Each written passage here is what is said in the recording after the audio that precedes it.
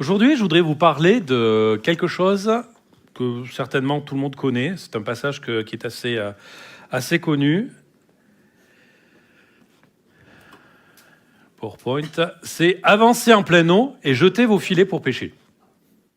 Bon, jusque-là, on va peut-être pas... Vous voyez de qui on va parler. « Avancez en pleine eau et jetez vos filets ». Donc c'est Jésus qui parle à des pêcheurs. Et on va lire le texte ensemble que l'on trouve dans Luc 5. Tu peux l'afficher aussi ici, s'il te plaît? Merci. Comme Jésus se trouvait auprès du lac de Génézareth, attention, et que la foule se pressait autour de lui pour entendre la parole de Dieu, il vit au bord du lac 2 barques, d'où les pêcheurs étaient descendus pour laver leurs filets. Il monta dans l'une de ces barques qui était à Simon, et il le pria de s'éloigner un peu de la terre. Puis, il s'assit, et de la barque, il enseignait la foule. Lorsqu'il eut cessé de parler, il dit à Simon, « Avance en pleine eau, jetez vos filets pour pêcher. » Simon lui répondit, « Maître », qui signifie, alors on en reparlera tout à l'heure, mais épistata, celui qui est au-dessus de tout. « Nous avons travaillé toute la nuit sans rien prendre, mais sur ta parole, je jetterai le filet. » L'ayant jeté, ils prirent une grande quantité de poissons et leurs filets se rompaient. Ils firent signe à leurs compagnons, qui étaient dans l'autre barque, de venir les aider. Ils vinrent et ils remplirent les 2 barques, au point qu'elles s'enfonçaient. Quand il vit cela, Simon-Pierre tomba à genoux de Jésus et dit « Seigneur, retire-toi de moi parce que je suis un homme pécheur. » Car l'épouvante l'avait saisi, lui et tous ceux qui étaient avec lui, à cause de la pêche qu'ils avaient faite. Oui. Il en était de même de Jacques et de Jean, fils de Zébédée, les associés de Simon. Alors Jésus dit à Simon « Ne crains point, désormais tu seras pêcheur d'hommes. » Et ayant ramené les barques à terre, ils laissèrent tout et le suivirent. Voilà, il y a plusieurs choses. Pour certains des pêcheurs, à la ligne, je précise, ou au filet, on sait que le poisson n'est pas forcément là où on le suppose et il y a des conditions de pêche. Vous pouvez demander par exemple à mon fils qui voulait se lever à 4h, 5h du matin en pleine vacances au bord de la mer pour aller pêcher parce que c'est le meilleur moment. Vous avez autre chose, vous voulez dormir et vous reposer. Voilà. Mais il y a cette partie-là. Et on va parler un peu du contexte très rapidement. Le contexte, c'est au bord du lac de Génézareth. Alors, c'est vrai que des fois, le lac de Génézareth, on l'appelle mer de Tibériade. On l'appelle aussi mer de Galilée. Alors, vous allez me dire, mais pourquoi on utilise tout ça? Petite parenthèse, vous inquiétez pas, je ne vais pas faire un cours d'histoire. Mais le lac de Génézareth, c'est surtout dans Matthieu, Marc et Luc qui en parlent, tout simplement parce qu'il était largement répandu au niveau du peuple. Quand on parle de Bourgoin, on peut parler du nord dauphinois, la porte d'Isère, vous voyez ce que je veux dire. C'était à peu près cette partie-là. Donc le lac de Génézareth, c'était ce qui était le plus utilisé. La mer de Tibériade, c'était utilisé au niveau de Jean, et mer de Tibériade, c'était une ville qui s'appelait Tibériade, qui avait été construite en l'honneur de Tibère. Donc, c'était quand même moins, on va dire, c'était moins répandu à ce niveau-là. C'était plus une appellation romaine. Et la mer de Galilée, c'est qu'on en parlait, c'est quand les gens de l'autre côté de cette mer ou de ce lac, des étrangers venaient et traversaient et venaient en Israël. Voilà. Donc, voilà pour cette petite partie. Petite parenthèse, maintenant je ne vous parle plus de ça. Donc, on est au bord du lac de Génézareth et on a en présence, on a Jésus qui parle, on a une foule qui se presse autour de lui pour entendre la parole de Dieu. Et en derrière, on a une équipe de pêcheurs qui rentre, bredouille. Dans cette partie-là, quand vous regardez les mots, là, je ne sais pas si vous l'avez constaté, c'est la foule se presse autour de Jésus, mais pas pour voir des miracles. Il n'est pas précisé qu'on parle de miracles. La foule se presse autour de lui pour entendre la parole de Dieu. Pour entendre. Et même dans les mots, se presser et pour entendre, quand dans le texte grec, presser, c'est comme une tempête, c'est comme quelque chose qui se déplace. Donc il y avait des gens, je dis n'importe quoi, à droite qui s'approchaient, qui voulaient parler à Jésus, et puis des gens à gauche qui voulaient parler à Jésus. Et en fait, il y a aussi cette partie autour de lui pour entendre. Et dans ce terme « entendre », c'était communiquer, échanger. Donc on a une foule qui veut aussi entendre et entendre pour comprendre. Interpeller, c'est vraiment un échange. La question que l'on peut se poser, c'est est-ce que nous, personnellement, on veut entendre la parole de Dieu, et est-ce qu'on veut l'assimiler dans la tête, mais aussi surtout dans le cœur? Est-ce qu'on cherche Dieu et est-ce que nous voulons cela? C'est une question que je vous pose. Oui, bien sûr, mais voilà. Mais c'est intéressant de voir qu'ils étaient là aussi, ils l'interpellaient pour entendre, mais aussi pour comprendre. Parce que c'était une bonne nouvelle. C'était vraiment pour pouvoir voir toutes ces choses-là. Guyliane? Et on a deux enseignements dans ce texte que je voudrais partager ce matin avec vous. On a la question, nos talents plus la foi de Jésus. Nos talents plus la foi de Jésus.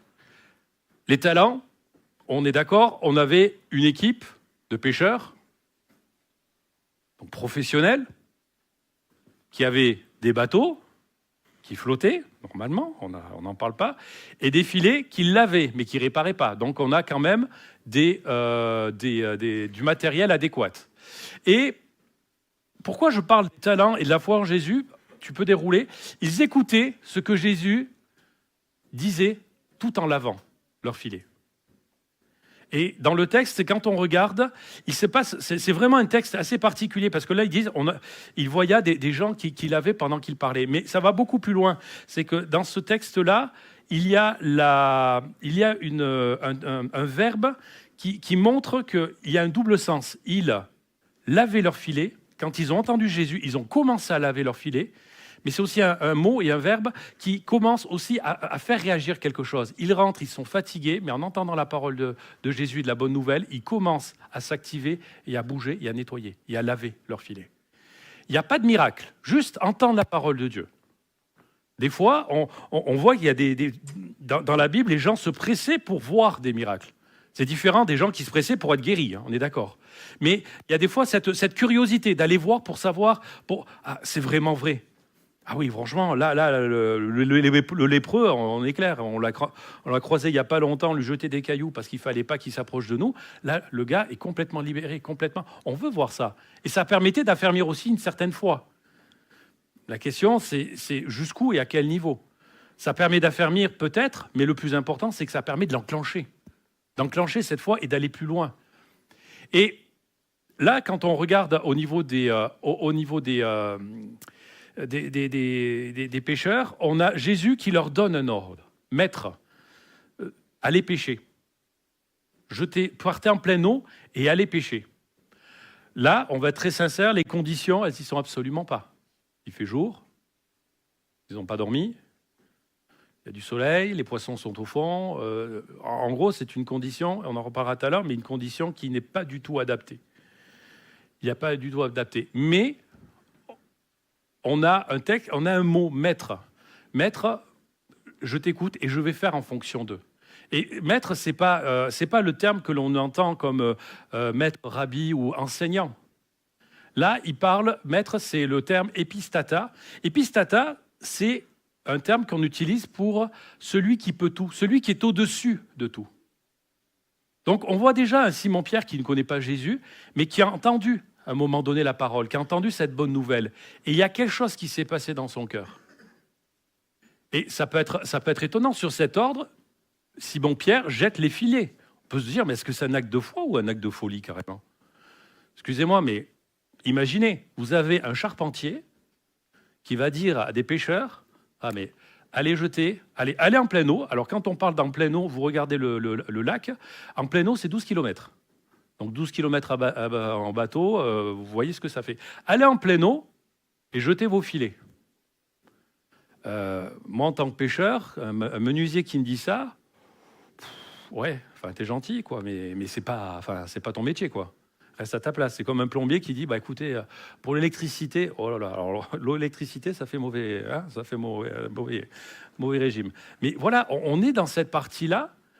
Il le reconnaît comme un enseignant, mais ça va beaucoup plus loin. Là, c'est la foi qui va plus loin. Et il va utiliser ses talents, il va utiliser sa compétence, ce qui est son métier, son matériel, ses moyens, tout cela, il va l'utiliser parce que Jésus lui a demandé quelque chose. Et c'est pas, est-ce que tu peux, s'il te plaît, selon les conditions, ton humeur, ta fatigue, aller peut-être en pleine eau et tant que vous y êtes, on est au milieu, jetez vos filets, voilà. Non, là c'est un ordre. Quand on regarde, c'est impératif. Jetez, allez en pleine eau et jetez vos filets. Donc en gros, un terme que j'aime bien, quittez la plage. Quitte la plage, quittez le bord et allez en pleine eau. Même si ce n'est pas les bonnes conditions, même si ce n'est pas le moment, même si ce n'est pas les situations, même si tu n'as pas envie, même si les choses sont compliquées, quittez la plage, allez en pleine eau et jetez vos filets. Là, on a Jésus qui appelle quelqu'un. Et des fois, quand Jésus nous appelle, la question qui peut se poser, de dire, mais est-ce que je vais obéir? Est-ce que toutes les situations, les conditions, tout ce que je connais, mon expérience, est-ce que ça va aller est-ce que ça va aller à l'encontre de ce que Jésus nous demande? On va un peu plus loin. Jésus est dans la barque. Quand Jésus est dans la barque, les choses vont beaucoup mieux. Il y a même des chants pour les jeunes. Jésus est dans mon bateau, ça va les faire sourire. Mais ça prend toute sa signification à ce niveau-là. Quand Jésus est dans la barque, il y a quelque chose qui se passe. Quand Jésus est dans la barque, quand Jésus nous demande de faire quelque chose et qu'il est dans l'acte et qu'il nous suit et qu'il nous accompagne et surtout qu'il nous enseigne comme des enfants parce qu'on ne sait pas, parce que c'est de la foi. Et la foi, il faut y aller. Il faut se mettre en action. Et cette foi, tant qu'on ne l'a pas, Jésus ne peut pas agir. S'ils n'avaient pas la foi, ils y seraient allés, mais il y aurait certainement eu rien d'autre. Et Simon-Pierre est dans l'épouvante. Il est dans l'épouvante, il se rend compte de tout ça. Et il reconnaît Jésus comme tout-puissant. Là, il ne parle plus de maître, d'épistata, mais il parle de Seigneur. Il reconnaît qu'il est tout-puissant, et surtout, il se considère lui comme pécheur et indigne d'être à ses côtés. Amen. Ça vous est jamais arrivé d'être indigne, de se sentir pas du tout à sa place et de ne pas mériter les choses? Ça nous arrive, ça. Et c'est pour ça que j'ai repris nos talents plus la foi en Jésus. Nos talents, on a tous des talents, on a tous des capacités, on a tous reçu quelque chose qui permet d'aller plus loin. Mais Jésus, dans ce texte-là, il y a un processus. Ce processus, c'est de montrer qu'il commence à écouter la parole de Dieu. Il commence à écouter, il commence à entendre. Jésus leur dit, écoutez, je prends juste dans la barque, je recule un peu, je ne tombe pas dans l'eau, que Jésus recule du bord et commence à parler.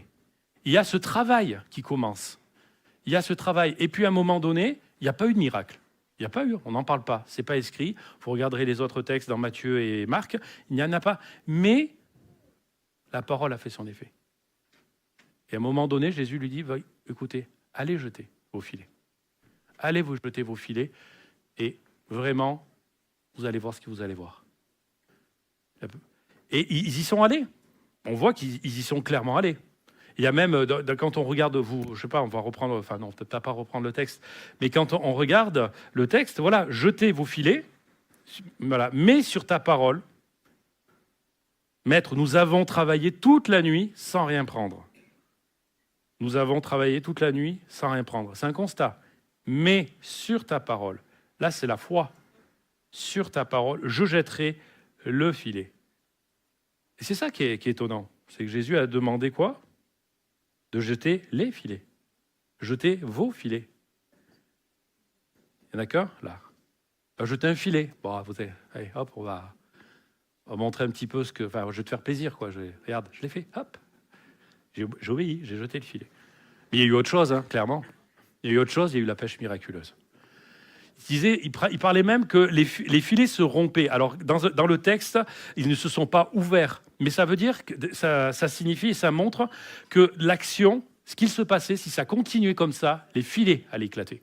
Et on parle même des barques. Alors là, quand on parle des barques, c'est qu'à un moment donné, Pierre a dit, écoute, fils de Zébédée, là, ramenez-vous parce qu'on a un souci, là. Ça commence. Ils y sont allés et même les deux barques s'enfonçaient. C'est toujours le même terme, s'enfoncer. Ça veut dire que normalement, ce texte, s'enfoncer, elles auraient dû couler avec le poids. Elles auraient dû couler, comme les filets qui auraient dû rompre. Mais ça ne s'est pas passé. Et quand on voit Pierre qui commence à se mettre à genoux et qui dit « Mais Seigneur, t'es le Seigneur et je ne suis pas du tout indigne », c'est pas les poissons qu'ils ont dans les textes. Et c'est ça qui est étonnant. C'est pas les poissons qu'ils ont récupérés. C'est pas la pêche où, dans certains de ces filets, on pouvait récupérer à peu près 600 kilos de poissons. Ah, ça, c'est le rêve de certains, au niveau du volume de poissons. Ces genres de pêche, ils en ont fait, mais c'est dans les conditions. Ce sont dans les conditions miraculeuses qui a fait que. Il faisait jour, il y avait soleil, donc les poissons ne fonctionnaient pas, n'étaient pas, ils se cachaient et ils attendaient, ils ne sortaient pas la nuit. Ils étaient au fond, il faisait jour, ils étaient fatigués, ils sont allés en pleine eau alors que c'est vraiment profond. Toutes ces conditions-là ne devaient pas avoir une pêche.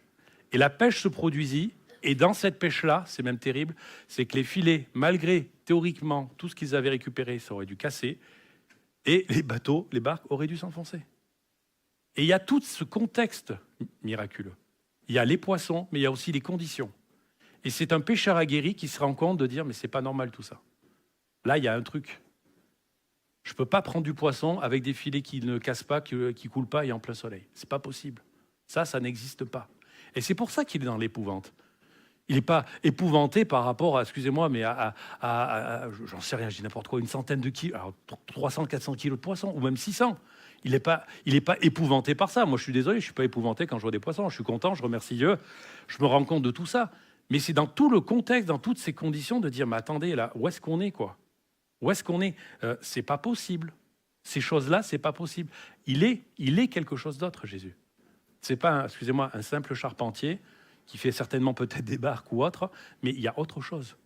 Et c'est cette partie-là où il se pose des questions. Et c'est là où il est dans l'épouvante. Le terme épouvante, c'est assez étonnant, mais de parler d'épouvante. Et je ne sais pas si vous avez l'habitude de lire, enfin si, mais si vous avez retenu, mais chaque fois, ils sont dans l'épouvante. Rappelez-vous, quand ils prennent le bateau et ils traversent le lac, bizarrement, pouf, c'est un micro, enfin voilà, le lac de Tibériade est à moins 240 mètres au-dessous de la mer, et ça s'écoule dans la mer Morte, qui elle est à moins 400. Donc vous avez vraiment, comprenez, le dernier repère, on va dire, la dernière réserve d'eau, on va dire, vivante, avant la mort, clairement, parce qu'il n'y a aucun poisson dans la mer Morte, tu as vu la teneur de ça. Et quand on regarde, ça c'est vraiment pour votre culture, on parle que de 2 fois du lac de Tibériade, enfin la mer de Tibériade ou le lac de Gethsémanée dans l'Ancien Testament. On en parle principalement avec Josué. Il y a 2 termes. Il y a Kinéret et Kinarov. 2 choses, c'est 2 expressions. Une, on n'en parlera pas, ça ne sert à rien. Mais Kinéret, quand on voit la description, c'est la même, de génération en génération, ceux qui arrivent subitement dans la stupéfaction ou la peur, tiens donc. Et les derniers mots en hébreu, c'est les termes de principe et de croix. De croix. Ça veut dire que dans Josué, on voit que même ce lac est caractérisé par, entre guillemets, là, ici même, il y a des choses qui se passent. Là, ici même, de génération en génération, il y a des choses qui arrivent subitement, qui t'étonnent. Alors là, c'est le terme épouvante, mais qui t'étonne. Et ça termine par sur le principe de la croix. Amen. Quand j'ai vu ça, je dis, ah ouais, d'accord. Mais là, c'est clairement Jésus. On parle de Jésus. Quand Jésus, excusez-moi, est sur la place, ou quand Jésus est dans la place, il y a quelque chose qui se passe. Ça, c'est pas mal ça. Mais chaque fois qu'on regarde au niveau du lac de Tibériade, ou de la mer de Tibériade, ou le lac de Gethsémanée, il y a quelque chose qui se passe. La pêche miraculeuse, des disciples qui changent complètement, enfin des pêcheurs qui changent. Et même Jésus va leur dire, toi tu seras pêcheur d'hommes. Tu seras pêcheur d'hommes. Vous savez, la première fois qu'il prêche, dans Acte 2, quand il reçoit le Saint-Esprit, il y a 3000 âmes qui se touchent, 3000 âmes qui tournent leur cœur vers Jésus. Ça, c'est une pêche. Alors, pêche d'hommes, il n'y a pas de filet, il n'y a pas d'hameçon, il n'y a rien. Mais la bonne nouvelle, quand elle est vivante, quand vous la vivez, quand Jésus vient en vous et que le Saint-Esprit vous inspire, il y a quelque chose qui se passe. Et là, ça a été vraiment une démonstration de puissance. Et je pense que quand il a dû voir ça, il a dû se rappeler de ce que Jésus lui avait dit. Alors certes, Simon-Pierre, il a renié Jésus 3 fois avant que le coq chante. Il a coupé l'oreille, il a été vraiment quelqu'un de zélé. Mais il a fait ses fautes, il a chuté. Et il y a même des fois où il a dû se dire, bon, je ne suis pas digne. Et il avait commencé, il s'était déjà rendu compte, avant de commencer son ministère, je ne suis pas digne. Je suis pécheur, éloigne-toi de moi. Je suis pas... Il y a trop de delta entre toi et moi, c'est pas possible. Et le Seigneur l'a pris, il dit, toi, tu seras pécheur d'homme. Deuxième pêche miraculeuse, après que Jésus soit ressuscité, ils se sont posé la question, où est-ce qu'on les trouve à la pêche? Ils reviennent dans leurs anciennes habitudes. On était pêcheurs, on retourne pêcheur, Jésus est parti. Et en pêchant, même chose, ils ont pêché, rien du tout. La nuit, puis quelqu'un au fond, jetez, allez plus loin, jetez à gauche, jetez de l'autre côté. Ouais, lui, il connaît rien, à gauche, on pêche jamais, c'est toujours à droite. Il jette, pouf, il récupère des poissons. Et là, tilt, ça revient. Ça revient pour Pierre. Nos talents et la foi en Jésus. Nos talents, c'est utile. Sans Jésus, ça ne sert à rien. Ça ne sert à rien pour le royaume de Dieu. Ça ne sert à rien par rapport à cette partie-là. On va continuer.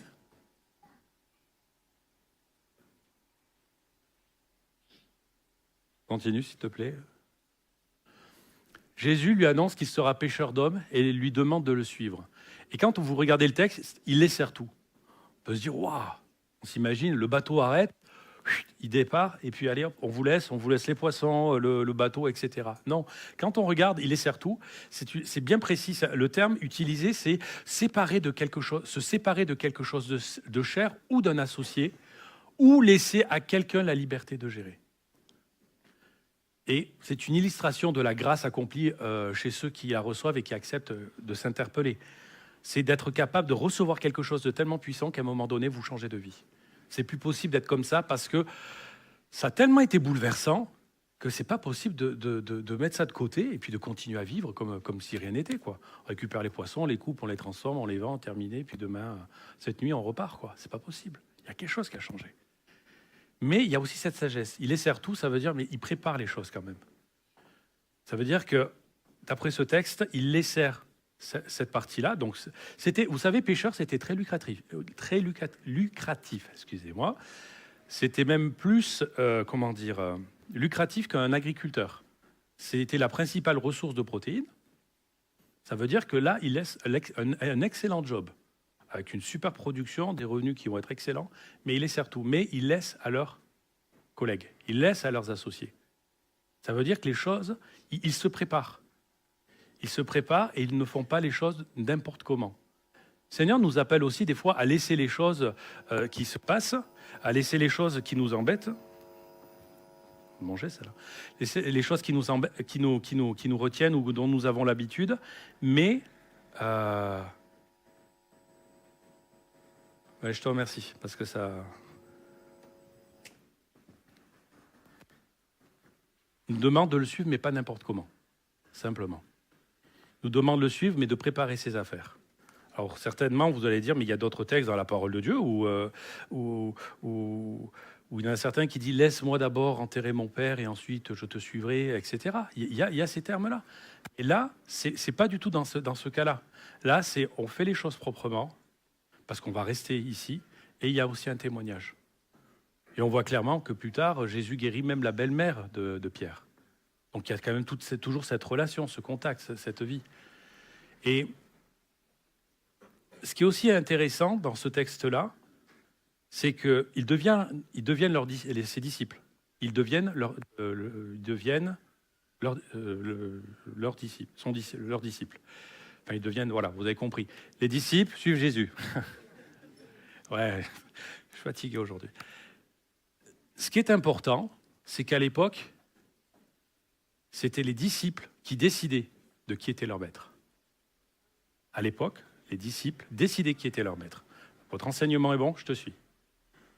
Là, c'est « suis-moi ». Là, c'est Jésus qui appelle. Et ce qui est étonnant, enfin, pas étonnant quand on voit la pêche et quand on voit tout ce qui s'est passé, ils suivent. Ça montre aussi que Jésus ne fait pas les choses de manière humaine, ne fait pas les choses de manière habituelle. Là, c'est lui qui choisit les disciples. Et puis plus tard, il choisira les 70, puis ensuite, etc., les 12 disciples. Il y a cette partie-là. Et quand on regarde, on se dit, mais Seigneur, c'est toi qui nous as choisis. C'est toi, on a entendu la parole de Dieu, on a été touchés. Il y a quelque chose qui s'est passé, mais c'est toi qui nous as choisis sur la croix. C'est toi qui as fait la première chose. C'est toi qui nous appelles à venir. Quand il y a un verset qui me revient, je ne l'avais pas forcément prévu, si quelqu'un, je frappe à la porte, si quelqu'un entend ma voix et qu'il ouvre, alors j'ouvrirai. Là, c'est Jésus qui tape d'abord. C'est Jésus qui appelle. Et c'est pour ça que je parlais de nos talents et la foi en Jésus. Je dérive un petit peu, je vous l'accorde. Mais ce que nous sommes, nous ne pouvons rien faire si Jésus n'est pas là. Je suis désolé pour vous, si vous avez une belle voix, si vous êtes super guitariste, si vous êtes pianiste, etc. Si vous n'avez pas le Seigneur, si vous n'avez pas ça, ça fait autant de bruit que ça, mais ça ne fait pas plus. Désolé pour la batterie. Mais ça, c'est important. Ça, c'est important. Tu peux changer, Guyliane, s'il te plaît? Tout cela est un processus et Dieu est à la barre. J'avais même utilisé la barre et dans tout cela. Il a préparé nos cœurs pour cela. Tu peux continuer, s'il te plaît? Le travail d'équipe et la qualification des pêcheurs. Alors là, voilà. Non, reste sur... c'est joli. Il faut imaginer toute cette partie-là. Le travail d'équipe et la qualification des pêcheurs. Là, tu peux y aller maintenant. Le travail d'équipe, on est d'accord? Il y avait les pêcheurs. Il y avait les bateaux. Il y avait les filets. Bon, il y a la mer, on est d'accord? Et il y a les poissons au milieu. Mais c'est un travail d'équipe et une qualification. Les pêcheurs étaient qualifiés.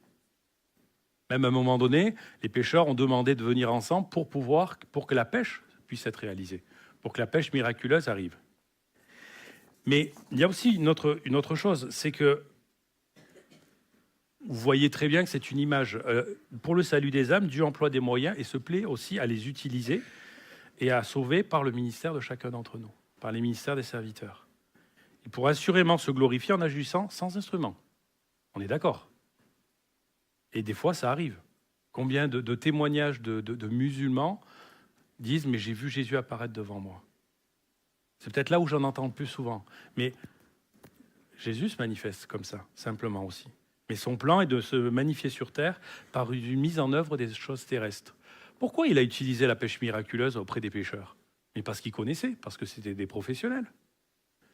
Si je suis honnête, hein, si la pêche arrive au bord, c'était miraculeux. Oui, bon, vous avez un banc qui est suicidaire, qui se jette, et puis voilà. Mais ce que je veux dire par là, c'est que il a utilisé les mêmes conditions, un bateau, des pêcheurs, des filets, dans une situation qui est différente, mais qu'il maîtrisait. Et cette maîtrise-là, elle change tout. Elle change tout. On avait des moyens, comme on disait tout à l'heure, qui sont parfaitement impuissants. Maître, nous avons travaillé toute la nuit. Donc, dans les conditions habituelles, dans les conditions, les situations qu'on connaît, on a pêché toute la nuit sans rien prendre. Est-ce que les pêcheurs étaient inexpérimentés? Oui, non? Oui ou non? Ah, non, je pourrais rire un peu parce que... Est-ce que les filets étaient en mauvais état? Ils ont juste lavé, donc ils n'ont rien accroché. Hein. C'était des hommes de métier, ils ont travaillé toute la nuit. Et on insiste des fois sur des efforts nuls, des efforts humains, mais réalisés par des professionnels. Vous savez, il y en a, c'est des professionnels, ils y vont, mais ils ne demandent pas à Dieu de préparer avant.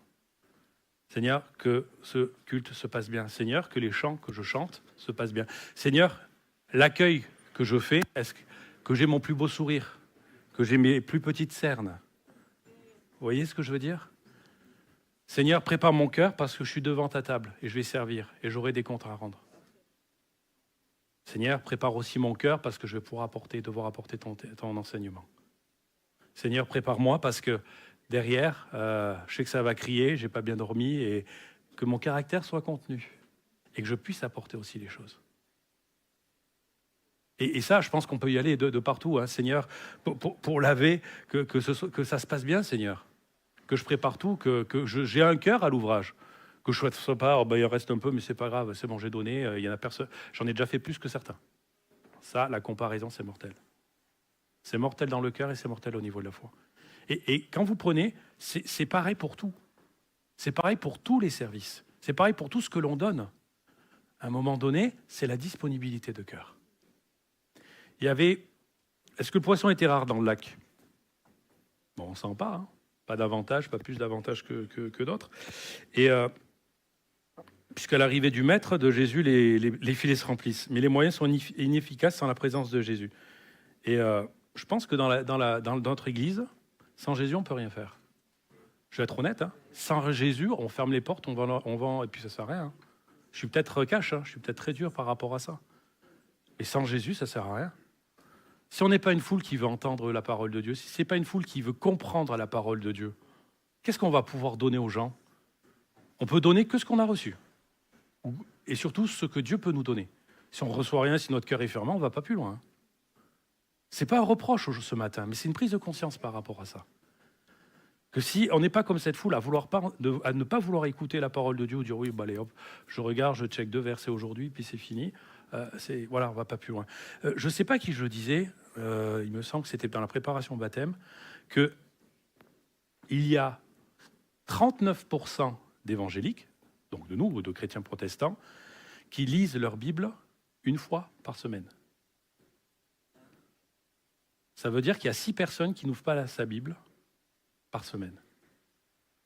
6 personnes converties, chrétiennes, qui prennent la Sainte Seine le matin, qui ne lisent pas leur Bible. Ce n'est pas un reproche, mais c'est une prise de conscience. Et je ne parle même pas de la prière. Mais ça à ce moment-là, c'est vraiment une prise de conscience. Ce n'est pas un reproche du tout. Mais c'est de dire que quand Jésus nous parle d'être vigilant, de faire attention, que l'ennemi est comme un lion rugissant autour de nous, cherchant à qui dévorer, sachant à qui faire chuter. Mais c'est exactement ça. Le soir, des fois, vous êtes fatigué, vous regardez une vidéo de Netflix ou je ne sais quoi, ou tout ce qui peut vous toucher, ou des jeux, ou autre chose.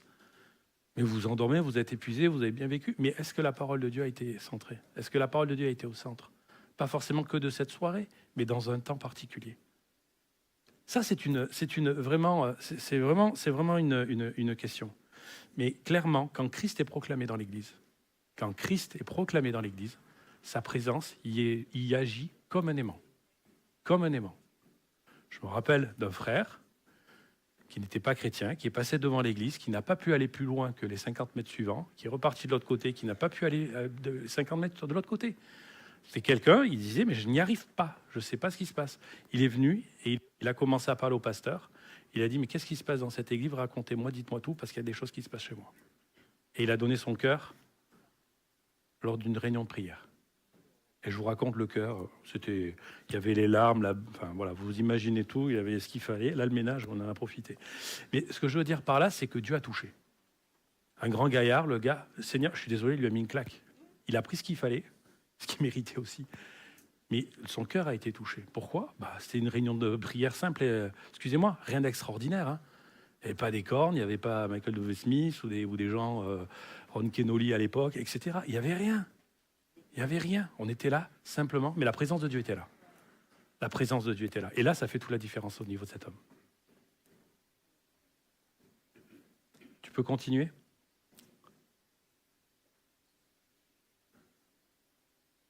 Tu peux continuer. La parole de Jésus. Ce qui est important, c'est ce que je vous disais, la parole de Dieu. Ils ont entendu. Mais on entend, c'est bien, on est d'accord. Mais la foi en sa parole, c'est autre chose. T'as entendu? Bon, maintenant, vas-y. Les jeunes, vous avez entendu ce week-end? En plus, c'était lève-toi et brille. Là, c'est va jeter, donc c'est de l'action. Mais les jeunes, quand vous avez entendu, l'atelier, c'était d'aller dehors et de parler de Jésus. C'est des fois pas évident. C'est des fois de parler de Jésus comme ça, mais là, c'est la foi. Tu as entendu quelque chose, est-ce que tu y crois vraiment? Moi, je me rappelle, à 14 ans et demi, je devais me faire opérer du cœur. J'avais entendu parler de Jésus. Clairement, j'avais entendu, je connaissais par cœur, j'étais tout petit, j'avais entendu depuis tout petit, mais à un moment donné, j'allais devant une opération cardiaque. Si l'opération cardiaque plantait, je sais pas, vous imaginez, j'ai une imagination assez débordante, les gars en train d'y aller, ça coupe l'électricité, il n'y a plus rien, tac, qui coupe à côté, vous imaginez. Oui, non, mais encore, je vous dis pas tout. Mais à ce moment-là, c'était dire, mais j'ai entendu, je suis au courant, mais j'ai pas donné mon cœur.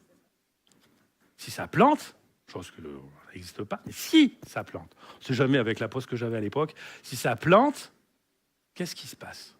Où est-ce que je vais? Je savais. Ça a été les 2-3 semaines les pires de ma vie. Non, allez, c'est bon, j'imagine pas. Puis d'un coup, pouf, ça revient. Oui, mais t'as entendu.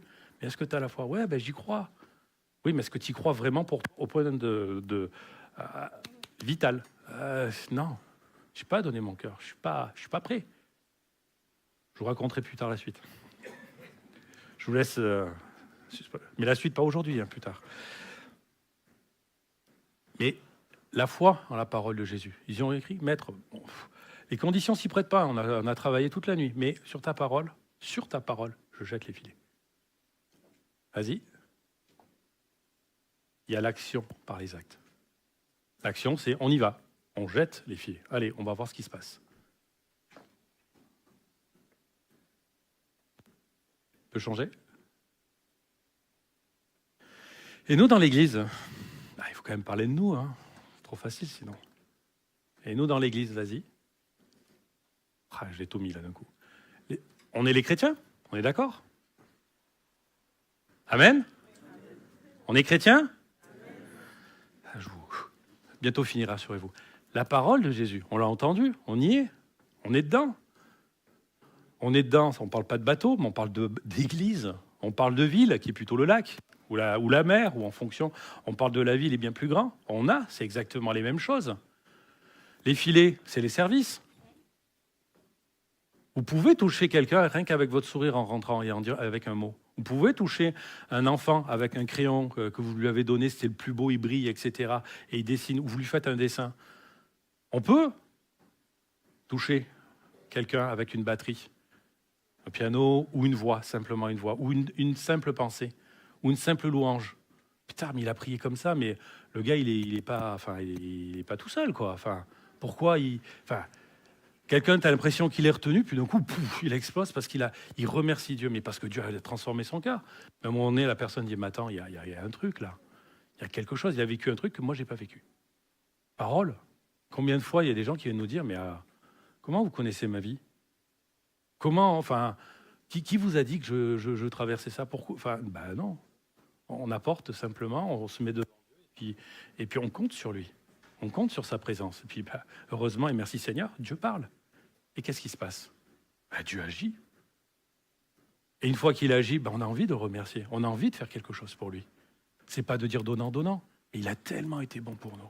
Tellement été une bénédiction pour nous. Il nous a sauvés. On parle de cette croix, mais ça a tellement été quelque chose de magnifique. Mais dire, mais Seigneur, je ne peux pas rester les bras croisés. Il y en a qui le font. Mais je ne peux pas rester comme ça. C'est pas possible.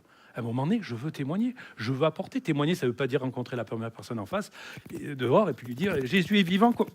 Allez, bouge. Le gars, il va dire, alors là, effectivement, le gars, il est comme ça. Mais des fois, c'est juste par nos talents. C'est ce qu'on parlait tout à l'heure. Par nos talents, par nos compétences. Quelqu'un qui parle bien, ça sera dans cette parole-là. Ceux qui aiment étudier, ça sera peut-être des démonstrations au niveau de la musique, au niveau des actes, au niveau de l'attention, au niveau de l'empathie, toutes ces choses-là. Mais Seigneur nous a donné des choses, mais c'est que nous puissions les donner et les donner en retour.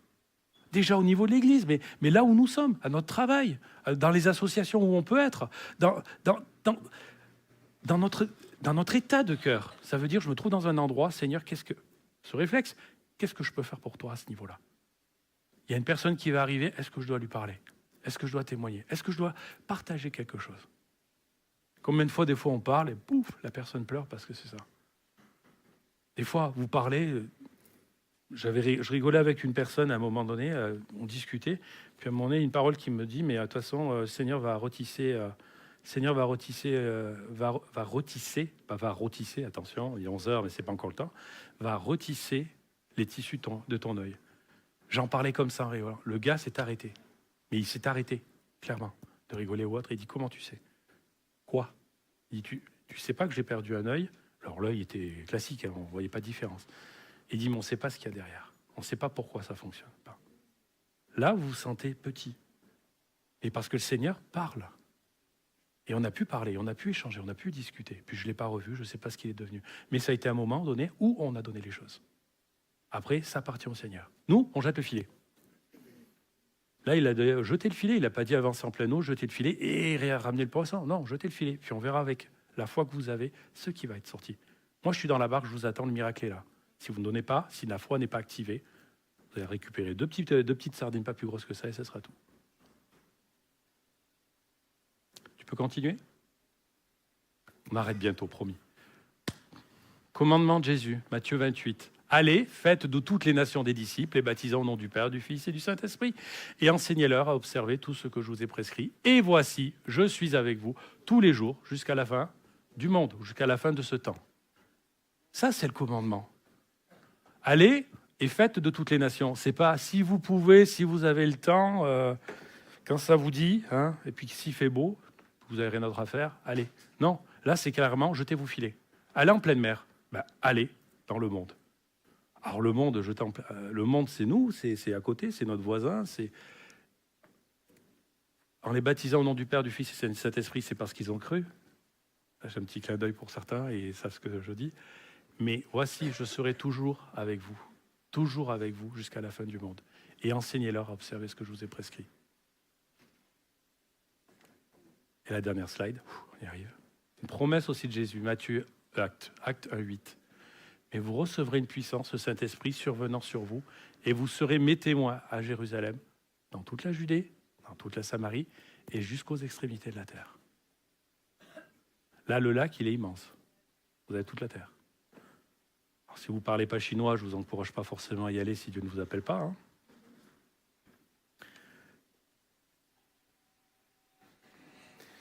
Je ne sais pas si je vous l'avais dit un jour, c'est juste une espèce de boutade, mais un paysan qui voulait vraiment, qui voulait évangéliser, qui voulait témoigner, qui voulait...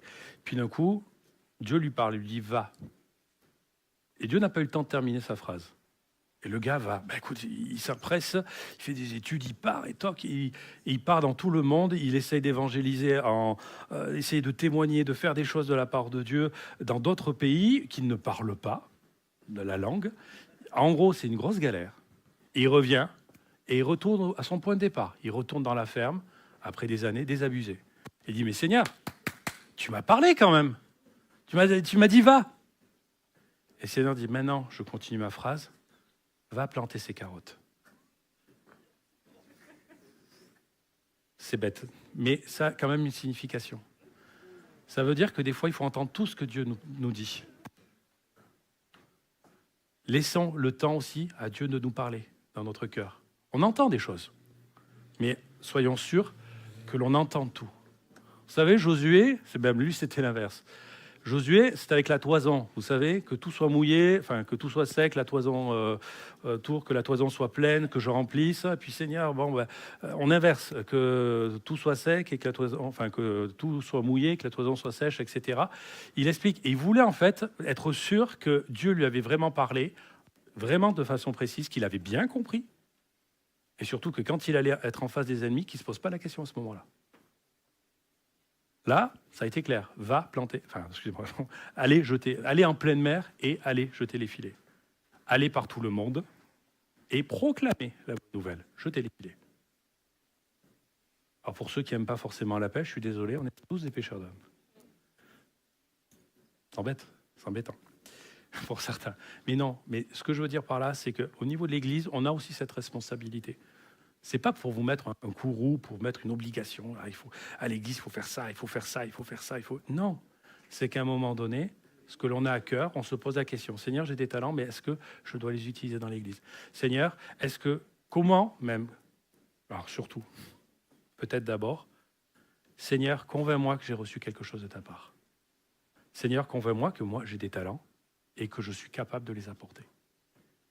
Parce que souvent, il y a des personnes qui disent, moi, je suis rien. Oh, je vois le batteur. Non, mais alors lui, c'est tombé. Je ne serai jamais à son niveau, quoi. C'est pas la peine, je ne suis pas un batteur. Non, tu es peut-être juste un débutant.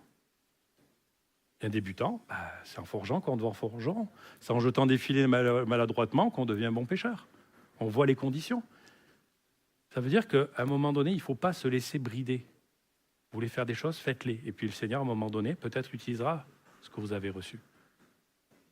Il y en a, c'est des compétences en comptabilité, en finance. Mais ça, Dieu l'utilise aussi. En chant, en cuisine, en menuiserie, en maçonnerie, en tout ce que vous voulez. Et puis même peut-être pas forcément le travail.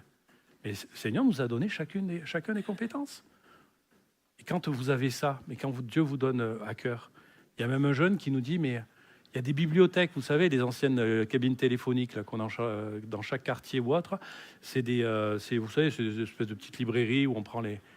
Il y en a un qui m'a dit, mais on a ça à cœur. C'est d'acheter des Bibles, d'écrire des choses, des encouragements, et on passe et on les poste. En gros, personne ne me voit, mais je fais la chose. Il n'y a pas besoin qu'on voie certaines choses pour qu'elles soient bien faites. Ou même de prouver que je suis devant, je suis sur l'estrade, donc je sers. Non, c'est pas du tout ça. C'est un état de cœur. À ce jeune, vous voudriez 2-3 jeunes, ils se récupèrent, hop, et ils vont distribuer. Et ils vont faire des tours et ils vont donner ces Bibles-là. Il n'y a pas grand-chose. Peut-être qu'il y a des gens qui vont la récupérer, la déchirer ou ce que tu veux. Mais lui, il a eu ça à cœur. Bon, ben, je vais y aller. Je jette le filet et le Seigneur, tu pourvois. Tu fais ce que tu veux. Ça t'appartient. On a fini. En tout cas, merci Seigneur pour cette parole. C'est ce que je voulais partager avec vous ce matin. Ça a été un peu long, je suis désolé. Mais bon, voilà, je pense que c'était aussi nécessaire. On prie un instant. Seigneur Jésus, on veut te remercier, Seigneur, parce que tu es là, Seigneur Jésus. Tu es parmi nous et si tu n'étais pas là, Seigneur, ça ne servirait à rien. Ça ne servait à rien que je prenne ce temps-là, ça ne servait à rien que l'on fasse quoi que ce soit, Seigneur. Et on veut te remercier parce que tu es là et nous croyons vraiment que tu agis, que tu parles au cœur, Seigneur Jésus. Notre Dieu, je veux te prier pour les cœurs qui n'ont pas encore donné, qui ne sont pas encore donnés à toi ce matin, Seigneur Jésus, que tu puisses les toucher, Seigneur Jésus, que tu puisses les travailler, Seigneur, et que ces cœurs-là, Seigneur, soient pour toi. Non pas pour la gloire de l'Église ou autre, mais vraiment pour ta gloire et vraiment parce que c'est bon de te connaître. C'est bon, Seigneur, de t'appartenir. C'est bon de te servir même, Jésus. Nous voulons te remercier pour ta parole, parce qu'elle nous fait du bien, parce qu'elle nous enseigne, parce que c'est une mine, Seigneur Jésus, de bénédiction. Et nous voulons vraiment te remercier pour cela. Que ton nom soit béni, Jésus. Amen.